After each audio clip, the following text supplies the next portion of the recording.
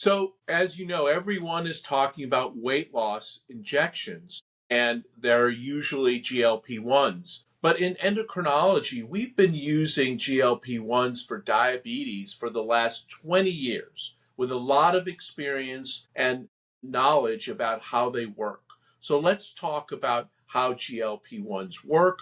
Let's talk about what they can do and what the benefits and the potential downsides of GLP-1s are. So GLP-1s actually started out about 20 years ago with a drug that was called Byetta.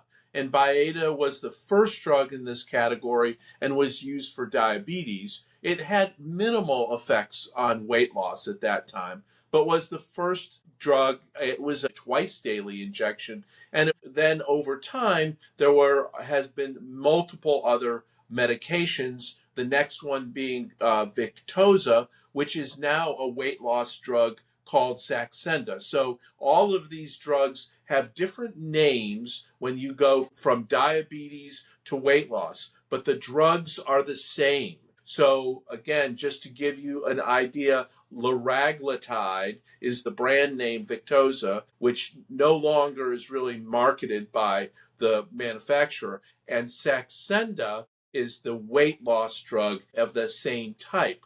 And again, the reason for the name changes are really a result of the fact that when there is a drug that's introduced on the market, the FDA requires clinical trials for that particular drug in that particular population. So the diabetes drugs are done, clinical trials are done in diabetics, and the weight loss clinical trials are done in patients who are overweight.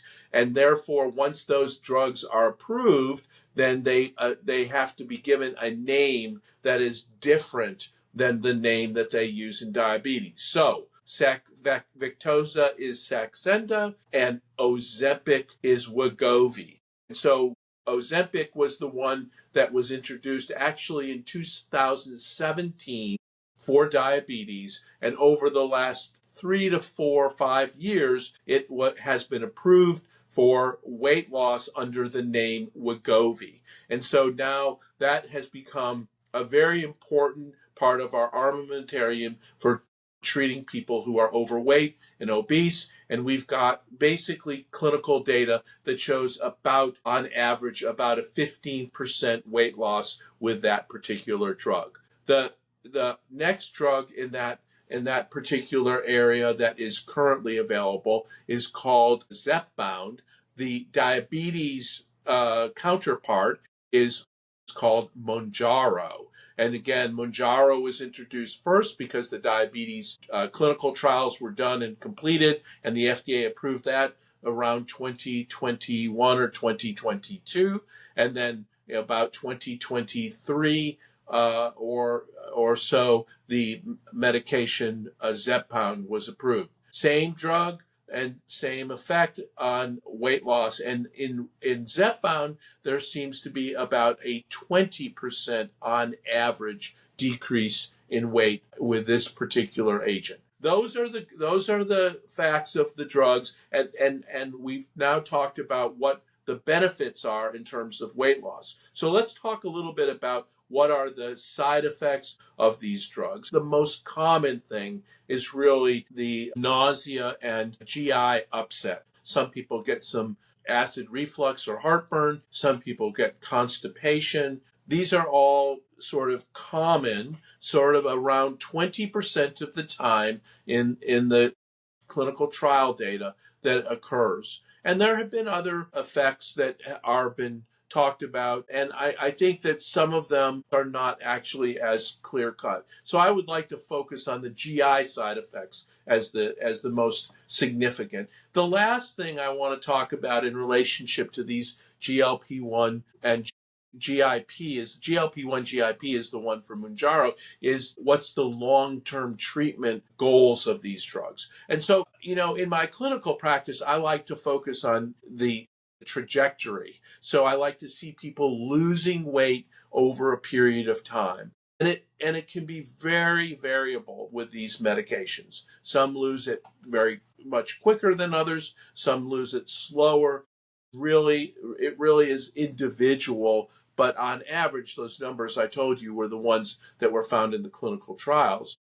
And so what do we do over time? How do we manage this drug once you get to a maintenance weight that you feel is appropriate? Then what do we do with that? So those aspects of the treatment with weight loss drugs has not been very formally addressed. And we currently don't have specific guidelines. But certainly we understand that once you are taking these drugs, there is the tendency to require longer term treatment, because we know that if the drug is discontinued, there is some potential for regaining of the weight. Just like with any other treatment for weight loss, there is that potential. Whether you have gastric bypass surgery, whether you have another drug that may have been tried in the past, if you don't have